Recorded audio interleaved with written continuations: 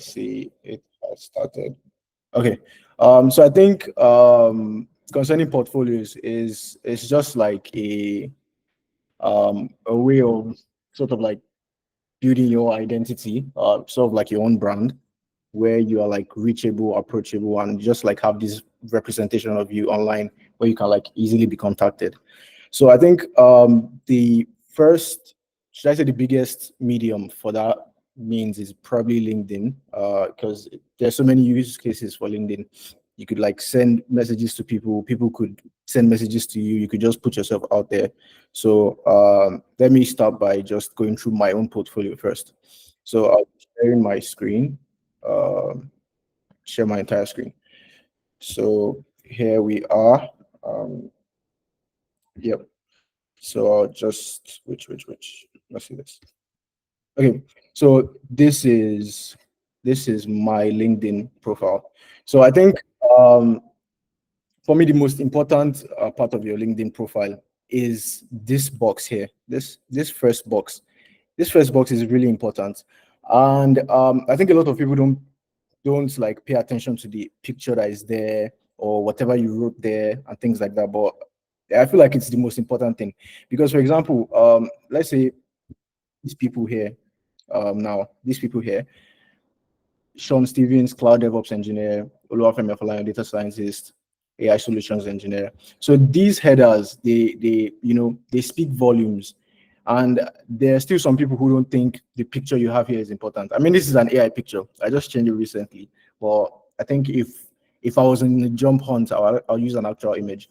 But you get the point. It has to look good, like because this is like the first thing people see. So the backdrop, the background behind it is just and like conveying the message that I use Python and I use AWS. So there's a reason why it's not GCP. There's a reason why it's not Azure. It's just so you have like a target because you can't be like you know everything. You can't know AWS, GCP, and Azure. So you just need to like specialize in one.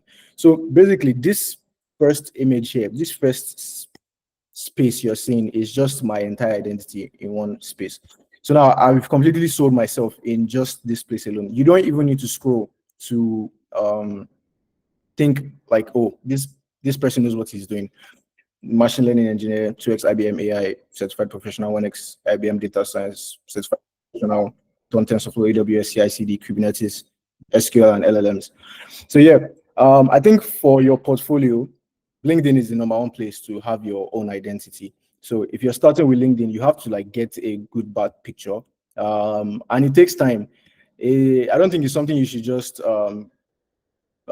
should I say be lenient with or just doing like 5-10 minutes. You have to like really sit down. Before I got this image, it took hours. You have to pay attention to like every last detail because I knew what I was looking for. So you could I don't think I have where exactly you could get should I say like LinkedIn banners.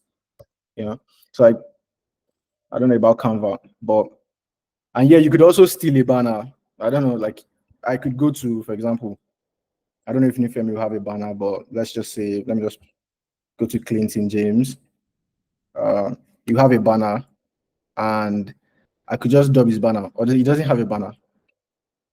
No, he doesn't use a banner.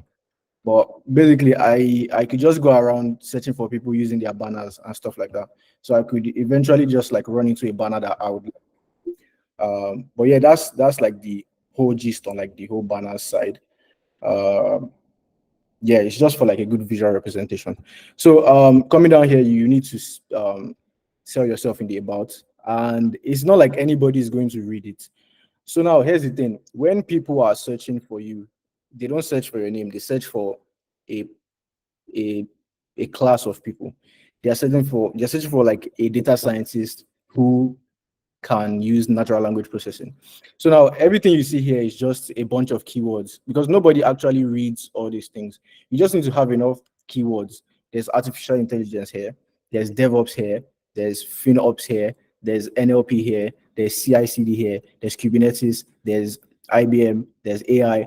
It's just keywords, image processing, deep learning, PyTorch, Kubeflow, Apache Spark, computer vision. So like if you actually read it, you just know this is a bunch of keywords. So this is just for like search optimization. So like if somebody is searching for a machine learning engineer, TensorFlow, I would be on the list because I have TensorFlow somewhere on my page. I have Python. There's just a bunch of keywords. So you get the point. You could just use this place to sell yourself, like just every skill you have, every keyword you can think of, just chunk it here. MLflow, Databricks. So that's just the whole concept behind it, because if they're searching for somebody who uses Databricks, I would pop up because I have it in my about, even though nobody's going to read it. So I think that's on about the about side. Activity. I think I don't have that many posts. I just made a couple of posts. So my page had posts because it was quite empty at the beginning. So I have roughly 3 posts. I don't really post that much, but I just needed to post stuff. And you need to go for quality over quantity. So now if you're, I know a lot of people who are using like basic tools, just linear regression, random forest, SVM. You don't really need to, should I say, post on that because that's just quantity. You need to like go for quality. You need to do a high-end project, like a solution that can actually be deployed in like real world scenarios, like actual projects. Yeah, something that you work on for like weeks and weeks and weeks, because like I don't know if geospatial land use classification, like stuff like this takes like a long time. So once you have like quality projects, that's when, even if you have just 4 quality projects, let's say you built let's just say an NLP system. If they're looking for an NLP developer and they see that project, they could just like pick you just because you have that quality project. But I don't think they would be, I don't think people nowadays are just going around looking for somebody who can just use linear regression. You need to be able to use linear regression to do something. So like, where is that big project you've done and utilized linear regression? It's not about knowing it anymore. It's about how you use it, you know? So I think that's on the post side of things. And then my work experience, I think my work experience is a lot because I've been on LinkedIn for a while and I've actually been working for a while. But yeah, I don't think it has to look this much. But yeah, you just need to should I say include what you did. So I know a lot of people who in their let me just I hope it won't be like shade, but I just want to like just randomly check if it will like be like a point. So like now in his experience, there is technical team member, there's scientist freelance, but there's no actual communication of what he did there. We can see he used RapidMiner, he used Apache Spark, Python, SQL, statistics, and the rest. But there's no actual explanation of the things he did here. So even though you can pack, should I say, work experience there, you need to still say what you did. So now, for example, here at Zartec, collaborating closely with cross-functional teams, reducing post-deployment issues, leading a team to like for the integration of GPU accelerated hybrid recommendation systems, churn prediction, customer retention APIs. So this is just basically everything I did there. So it's not down to just saying you worked here, like you worked here and like what did you do there? You understand? So like you have to have content there, like explaining what you did, because it's not about did you work at Microsoft, it's about what you did at Microsoft. So wherever you work, just say what you did. Be bold about it, just talk extensively about it, sell yourself, make it sound a lot cooler than it actually is if you can.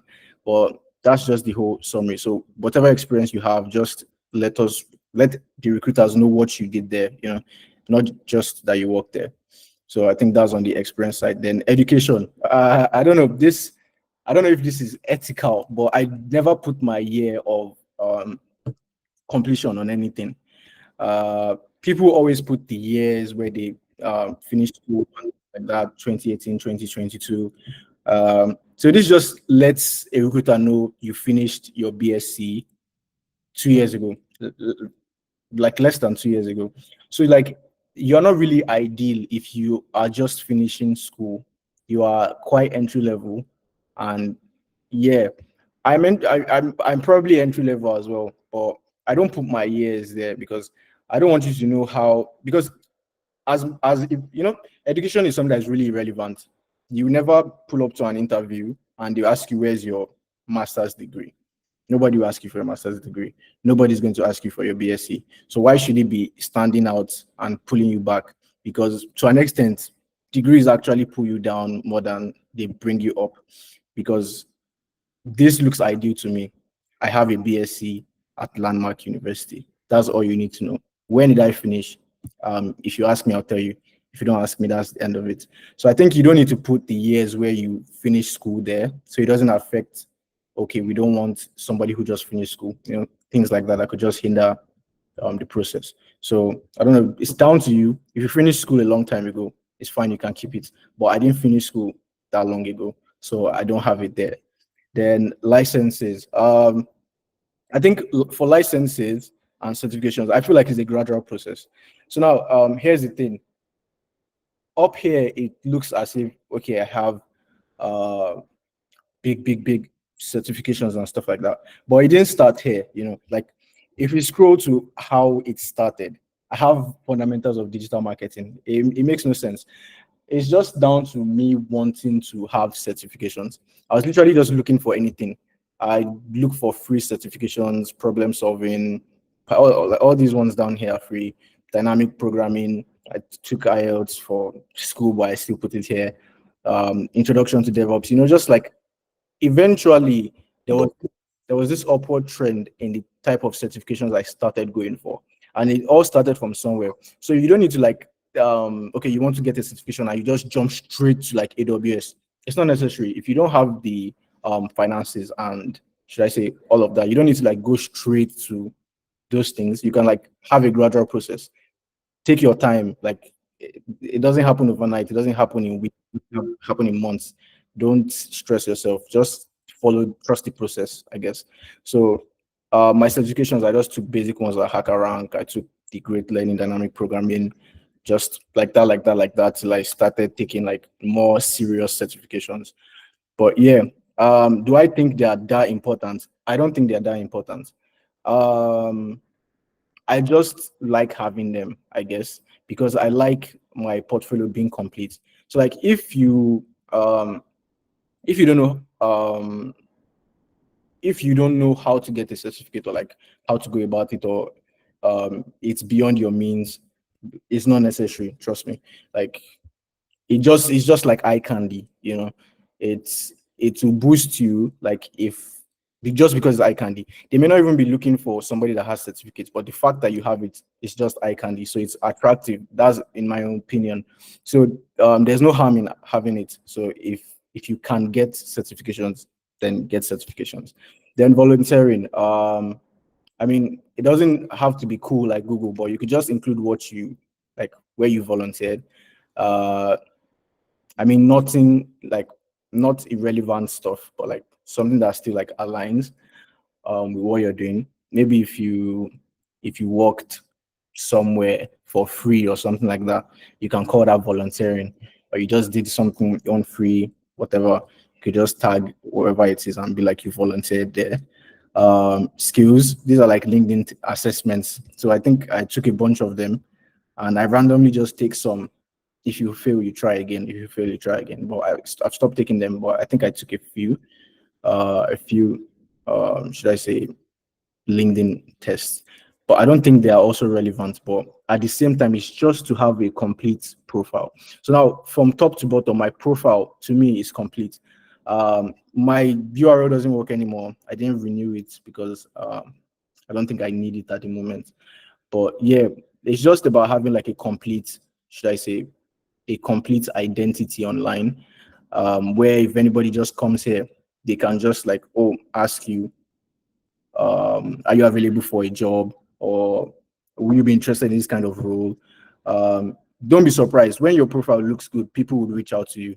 It's just like if you post fine pictures on Instagram, people are going to send you a DM and be like, hi, what are you doing on Thursday? You know, so it applies in everywhere. If your profile looks good, there is no how somebody will message you.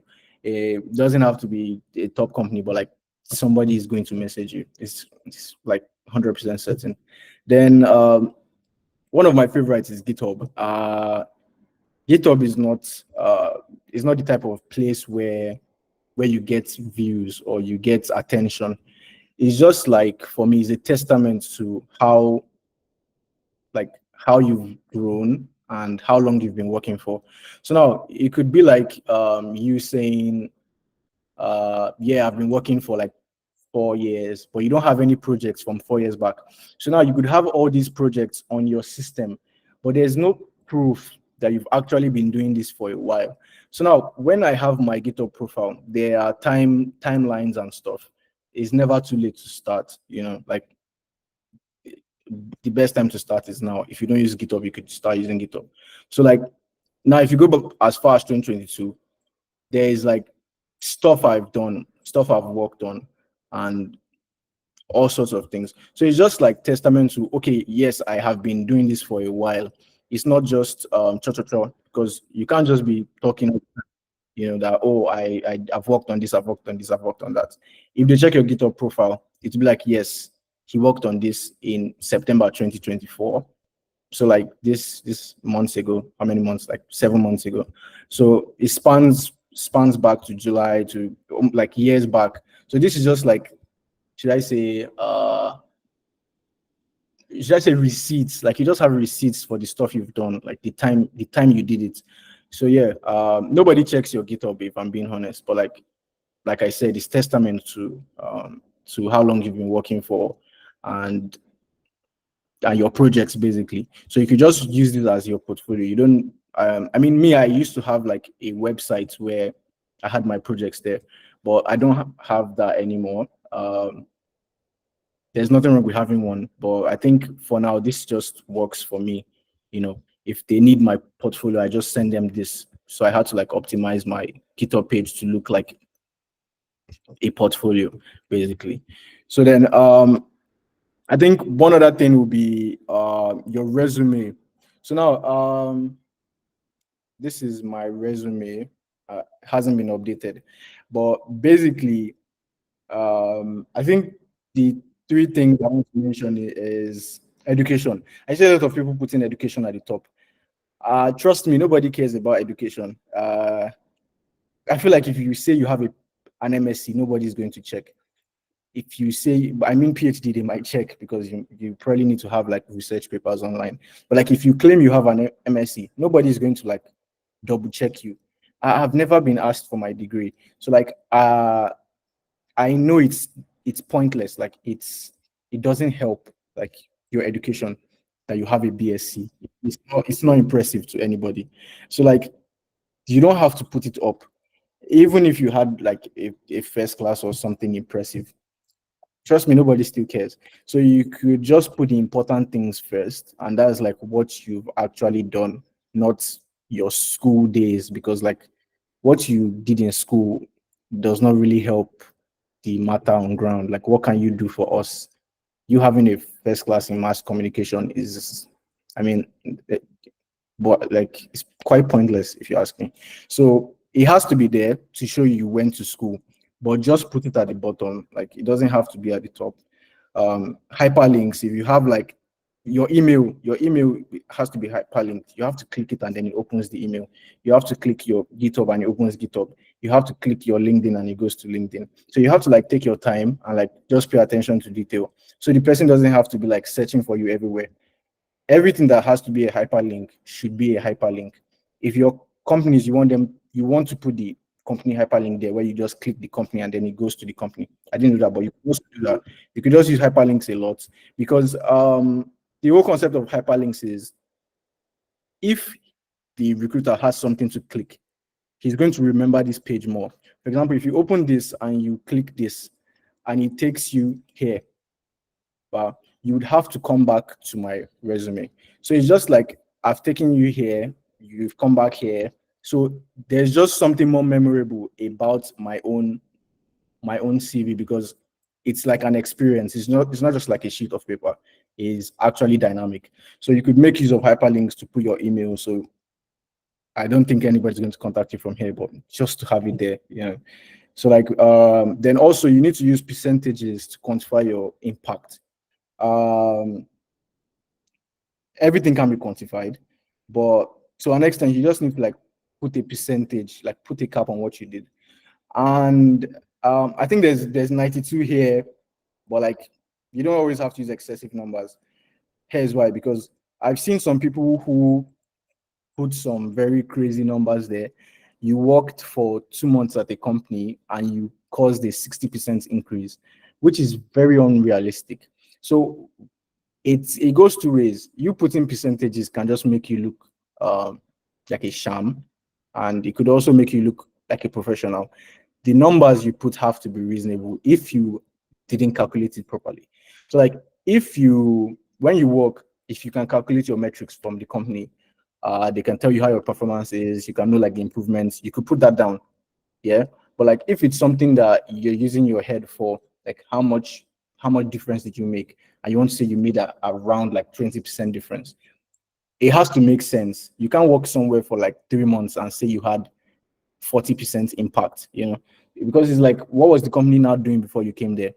Because I see some people, they'll put like you interned at this company and then you were doing, you were splitting the Red Sea as an intern. Like, how did you create this, build that as an intern? It doesn't even sound realistic. So you just look like a sham. You've just made yourself look stupid, if you ask me. So you don't have to like go overboard. They're not looking for Jesus in the company. They're just looking for somebody who has worked with these things. So I think that those are my three should I say portfolio topics. It's just your CV, GitHub, and then LinkedIn. So now, when you have all these three together, how you utilize them is takes us back to LinkedIn as well. So where are we? We're here. So for example, you are here now. So like, what do you do with your portfolio? You have to put yourself out there. So there are two ways of putting yourself out there. You could become like a personality on like Twitter and just start tweeting about data, tweeting about whatever you're learning, tweeting about stuff you know. You might not realize it, but it's going to grow on you, and people would recognize you as, okay, this person posts about data. He knows stuff about data. You can get opportunities from everywhere. It's not tied to LinkedIn. It's not tied to any of those things. If you're just like constantly on Twitter talking about what you do, yeah, eventually somebody's going to like reach out and be like, oh yeah, you're good at this. Could you help me out with this? Do you understand? So like basically now, when you're on LinkedIn, you could sell yourself on LinkedIn, you could sell yourself on Twitter, you could sell yourself wherever you are. So now, I'm telling you to sell yourself, but I don't really sell myself because I am antisocial. I'm an introvert, so I I send people messages in their DMs. So basically, you could just pop up to your search bar, and another thing I dislike is when people just randomly connect with people who have no importance. So, for example, I'm a machine learning engineer. I don't think it's relevant if I'm connecting to other machine learning engineers, because like what relevance is it? Like, are you going to make me your best friend? Like, why are we connecting as machine learning engineers? If you need a job, shouldn't you be connecting with people who can give you a job? Like, if you want to learn, then you could connect with machine learning engineers. But if you need a job, you connect to hiring managers. Like, it's quite straightforward. So like, if you search for hiring managers or something, yeah, or just a recruiting specialist or any of those things. So people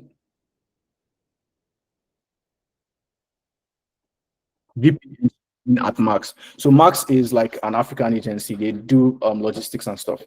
I think I've interviewed there once, but nah, I think I even remember him. But yeah, basically he's hiring. So like, shouldn't you be connecting with Abayomi Popola instead of connecting with me? Like, what do you need me for? What can I do for you? So it's quite irrelevant connecting with people you people who can't do anything for you. So now the whole point of connecting with people like this, people who hire, people who are looking for talents and things like this, is that there's also an algorithm there. So the thing about social media and all these things is that if you are following this person, the person that is following that person can see you. Do you understand? So now these people are connected with other talent acquisition specialists. They are connected with hiring managers, like mutual connections, exactly.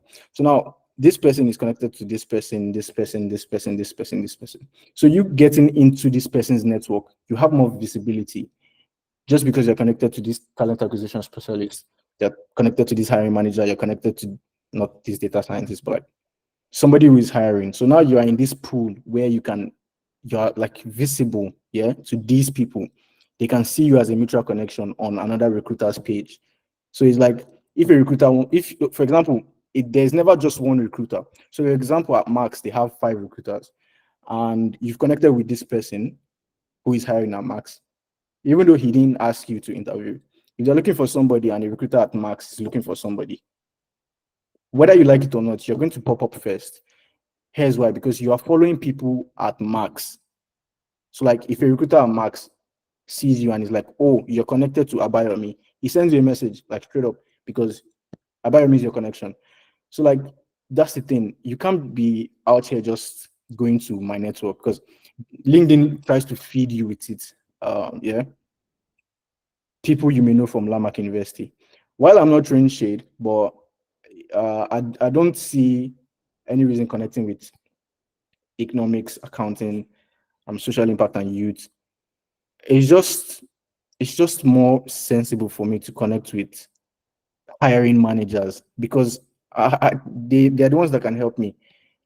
A vulnerability management, like don't just be connecting with anybody, is what I'm trying to say. Because when you connect with people from your school, the people you see are people from your school. They keep suggesting people from your school because that's how algorithms work. When you're like, oh, I want an apple, I want an apple. The next day, you don't even need to ask for an apple. They're giving you an apple already. So, like, when you start connecting with hiring managers start connecting with you. You are like in this pool of hiring managers. So it's that simple. So, like, yeah, that's on visibility for your portfolio as well. And then don't be shy to DM anybody. You can DM 50 times and only get 2 replies. But that's life, Like don't get tired, just keep doing it. And at the same time, don't be generic. People just open ChatGPT and get a message and send somebody. Do you think the recruiter does not know when something is written by ChatGPT? If I'm hiring for a position and you send me a cover letter from ChatGPT, I wouldn't even read it. I'll be disgusted by how lazy you are. So it's hard work. You need to write these things yourself. You need to express yourself. You don't need to use ChatGPT for everything. It's lazy work, if you ask me. So that's on quantity and quality at the same time. Quantity is you just creating 10 cover letters and just sending them out. You get all 10 rejections. Everybody's going to reject it, and you will not know why. Because you're like, it's written well. It conveys what you do, it conveys who you are. But it's AI, like AI wrote it. Like, what does that say about you? It means you're lazy. But if you sit down and write 5 heartfelt letters, you could still get rejected by the 5. But trust me, they were rejected for a different reason, like maybe you didn't just fit the role or whatever. But writing with AI most times it doesn't even give you a chance because it's not a good look if you ask me. So I think that's most of what I have to say here. So like I think it'll just be like basically questions from here because I think I've covered most of what I wanted to say. Okay, awesome, awesome. So if you have questions, you can just signify by okay, you already have questions rolling in. So you can go on. I think we just asked. But to be very honest, I feel like you really covered. So coming to the LinkedIn part, you covered a lot, right? And next week we're going to be having Omar, who's going to be talking on LinkedIn. Omar is a LinkedIn trainer and all. So I Okay. think you already started, you already gave a foundation for that, which is really beautiful. Thank you so much. Yeah, So you're welcome. can we have like questions? I think somebody already raised up here. Can we have questions? If you have questions, you can just maybe you don't even need to raise up your hand. You can just unmute and talk. Because Yeah.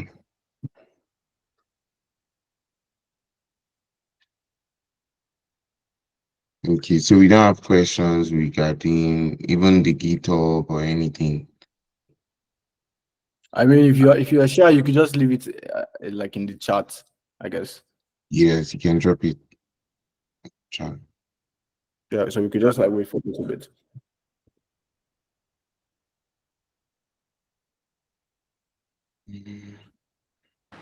Mm. Good evening, sir. Good evening, Malachi. Thank you so much for the opportunity. I appreciate this. I've learned a lot. But regarding, my question is on the experience, the resume experience. Yeah. If you don't have experience, is there a way that you can actually like, I don't know, like make the person understand that you are actually working on yourself, but presently you don't have any experience regarding the job that you are looking into? Well, concerning that, like life is not just fair. They just don't get entry level people anymore, and is just a very hard space to fill. So like you would have to fill that space yourself. So like it's down to you just packaging yourself at the beginning. I think that's the best way to go about it. While you might be working at, maybe let's say, I don't know any company to reference, but let's say you're working on Guinness or something. Um, Even though it's just one thing you did there, you just put Guinness there and just make it look as if everything you've done uh is like you did it at Guinness. Even your personal projects, it could just be your personal projects, but while you were at Guinness, like it doesn't have to be like you implemented it in their system. It could just be you tried to fix this for Guinness, or you built a system around this, and stuff like that. You could just like expand on wherever you're working. So now the thing is, most times you won't just get a job at Guinness to do something like that. You have to be working somewhere first. Like you need to just find somewhere to put your head. You don't have to get paid. Like personally for me, I didn't get paid till like this year. Like I didn't get paid well. I mean, I made money last year. Last year was the year I actually started making money, but I've been in tech for a very long time, like for about like actually like 5 years now. And it's just until like last year before I started seeing results. So just have to trust the process. You have to take time. You can't just like jump, because in pidgin English is experience no dey lie.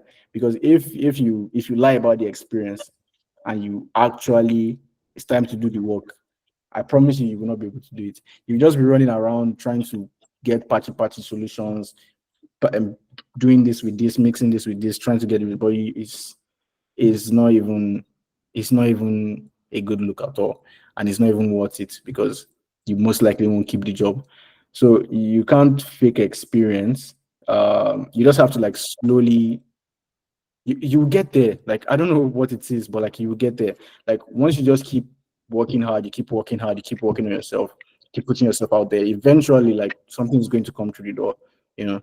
So like that experience, it doesn't need to be like experience at the company. You could just say freelance and just like put experience there and stuff you've been doing. So at the same time, quality over quantity. Talk about like quality stuff. So yeah. All right. Thank you so much, sir. Yep. Do we have like any more questions?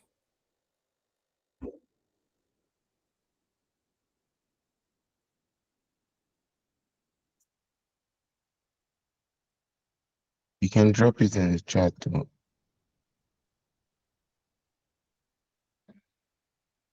I think experience is usually one of the major questions, because I know it gets asked every time, but there's nothing you can really do about experience, in all honesty. You just have to like trust the process, I guess. Eventually something is going to come through the door. Like you just have to not give up, I guess.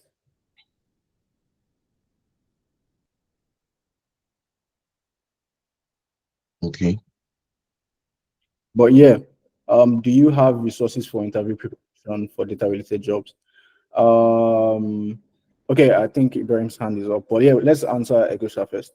So I think resources for interview preparation. Um, I don't know about the trends at the moment. There are probably tools for that. I feel like they'd exist, something to help you interview preparations.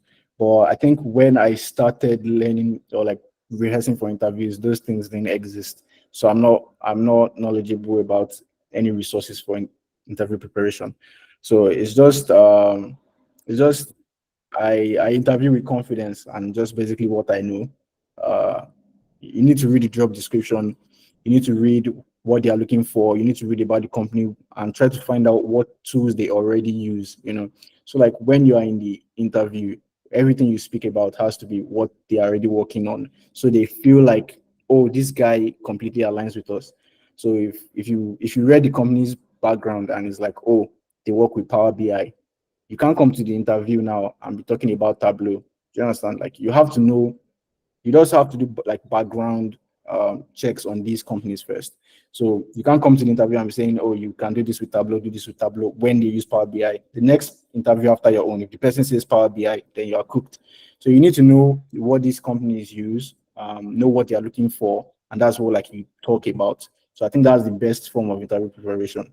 Every other thing you find will just be like, oh, what is this? What is that? Which is not really like, that's not what they ask you in interviews. Usually, how can you fix a problem for us, or how can you help, like, provide value to us? So I think that should answer that question. Then, yeah, Toby, do you want to say something? No, Egusa, does that answer your question? Just to confirm.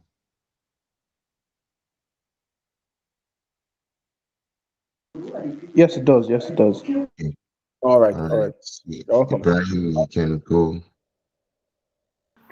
Yeah, good evening, everyone. My name is Ibrahim Azorno.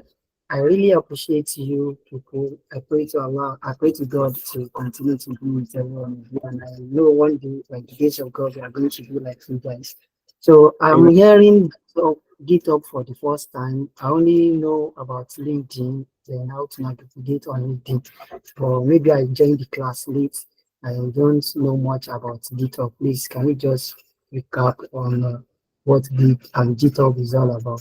Thank you. Okay, so GitHub is just should I say a space where you can put your projects. So now everything you are doing at the moment is on your laptop.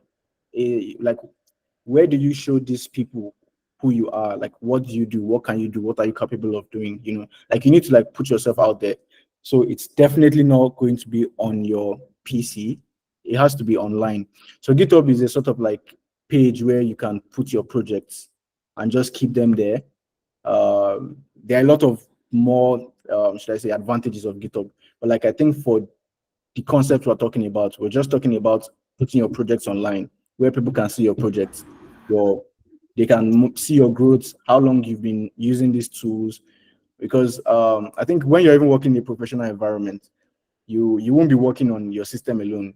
Everybody works on a sort of like centralized server, like at the end of it, it's usually centralized, you know, usually centralized at the end of the day. So it's not going to be your PC. So now GitHub is just like this space where all your projects are. So I think you could read up more about it. Yeah. Okay, thank you very much. I can relate now. So thank you. I'll move to the answers. God bless. All right. You're welcome.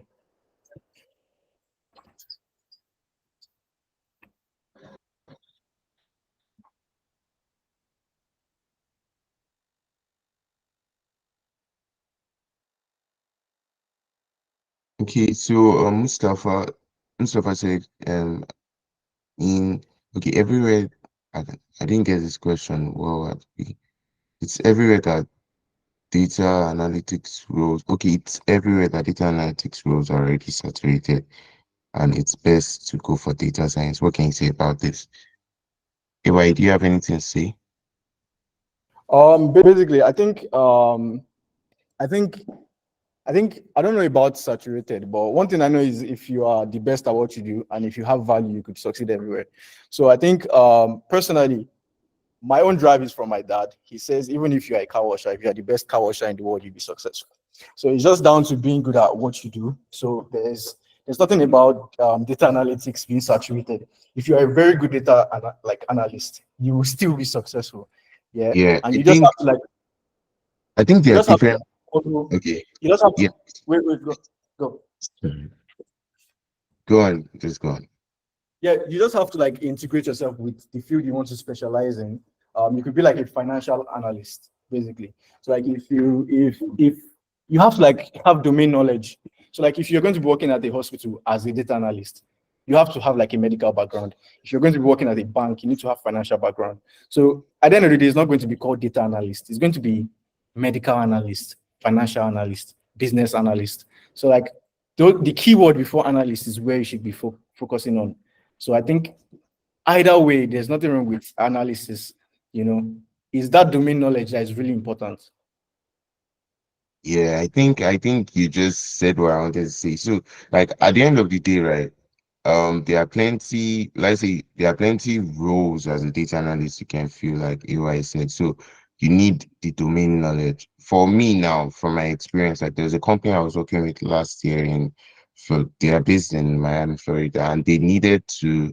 So I was working as a data analyst at the beginning, but they had a project in mind. They wanted to work on oil and like work on a dashboard on Power BI, but it's included GIS.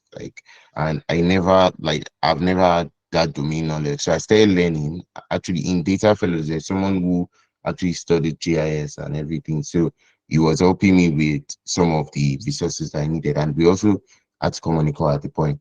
But at the end of the day, based on the fact that the project had time frame they needed to implement, right? And they needed someone with that domain knowledge and also someone who was present physically. So the role actually, like, we terminated the contract and all. So sometimes it's beneficial for you to do your research on, okay, there are HR data analysts, there are financial data analysts, a lot of like domain knowledge that you can fill in. I think if you were to come from a perspective of, okay, talking about where we are at in the data profession and talking about like how AI is coming, maybe that is where the person is coming from. Because if you're coming from that view, then maybe I would say, okay, yeah, like you need to upskill at a point, but starting with data analytics should not be a fear, like, oh, plenty of people are doing that or not. The only thing is just we have to be very honest, right? This is not to throw fear to this call, but just let you know that, yeah, like technology is advancing. We're getting to a point where some of the things you do, like as a basic data analyst, you need to know that there are systems already created to place those functions. So now the thing is now you actually seeing where you can fill in, right? Yeah, but it's a whole conversation on its own. But like AY said, you can always stand out no matter the noise. Yeah. So does anybody have any question? Any other questions?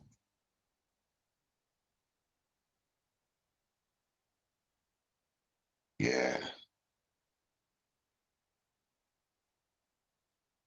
Hey, Brian. Yeah, thank you very much. I one of the videos that you did as in the first class, I think somebody asked the difference between data analytics and data science, where I learned that data science that is as in data science encapsulates everything together, where you learn machine learning, data analytics, business analysis, and the likes. So, and what's I think I'm somehow confused now about the data science stuff now. So you're confused about data science. Okay. So I think I think the data science is like in broad something about data itself, or is it an aspect in data analysis? Um, Because okay, yeah, I get your question. Because even everything is like they are sort of like inside each other, like they are sets of each other. But like data science is sort of like in the middle of like machine learning, data analysis, and data engineering, and all those things. It's sort of like in the middle. So it's not a specialization. And for me personally, I would be honest with you, data science is probably the worst out of all of them, just because it's not a specialization. So now the thing about specialization is that nobody is looking for somebody who can do everything. So look for somebody who can do one thing. So if I'm looking for a financial analyst, I'm looking for a financial analyst. I'm not looking for a data scientist. So like you have to ask yourself, what roles do data scientists actually fill? So I had this long period where I was a data scientist, and I was just like looking for positions to fill. And you'd find that there are not that many data science roles. Yeah, there are always more data analyst roles. Like there are more data engineering roles. You understand? Like it's not a specialization. So like if you can be a data scientist, but you need to pick a side. Are you going to be more of a data engineer? Are you going to be more of an ML engineer? Are you going to be more of an analyst? You understand? So like you can be a data scientist and be a data analyst, because that's like the side you pick. You can be a data scientist and a data engineer, and that's the side you pick. But I feel like you just being a data scientist sort of like qualifies you for those three roles. But like at the end of the day, you still have to specialize in one. You have to specialize in one of the sides. Either is engineering, machine learning, or analysis. Analysis. Okay, yes. Thank you very much. Now I understood that means what has been said earlier in the videos they are intact. So thank you very much. Now I understand very well. Thank you All right, very much. you're very welcome. Yep. Okay.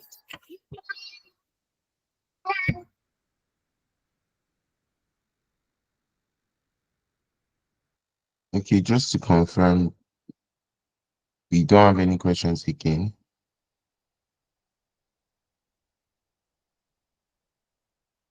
I don't think there's any other question. So thank you so much, UI, for this session. I think so far we have learned a lot. It was really, really like a refresher for me. And I think even right now, a lot of us need to go and implement what we have learned. Like just go on your LinkedIn, go on your GitHub and like put some of these things into action, because you don't know the next job that you want to apply for that needs you to implement what you have learned today.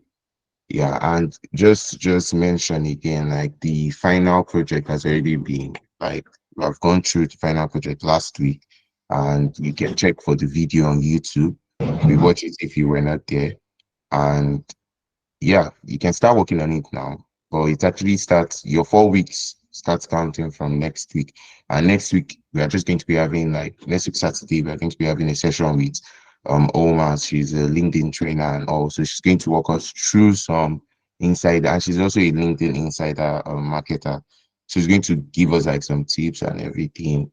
Yeah, and I feel like for the last this session inclusive and the last session too, like we have just been hearing LinkedIn, and everybody's just like, it's the only LinkedIn. But the truth is, like, that's really where traction is and all. Like, that's like AY said, LinkedIn has everything. Like, you can just message people, coordinate people, you can like put your portfolio, like, it's everything. So you need to ensure that your presence is there. Yeah, a lot of people you see, they can testify that you see a lot of people on their bio or LinkedIn got me this job. So you should also ensure that that's one of your strengths. You don't just want to have the skills, but also put yourself out there. So yeah, I think with this, we can see this session is over, and yeah, we'll see you guys next week. Next week, Saturday with please don't be late though, because I know that probably a lot of people like will be looking forward to that session, because that's the final session. And yeah, I know. So see you guys then. Yeah, bye.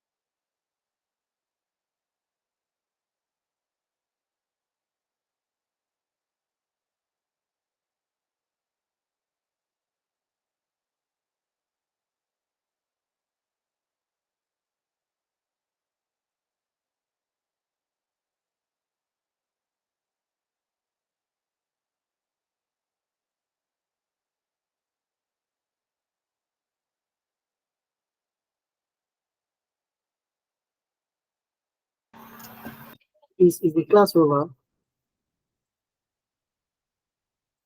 Yes, the class is over. Yeah.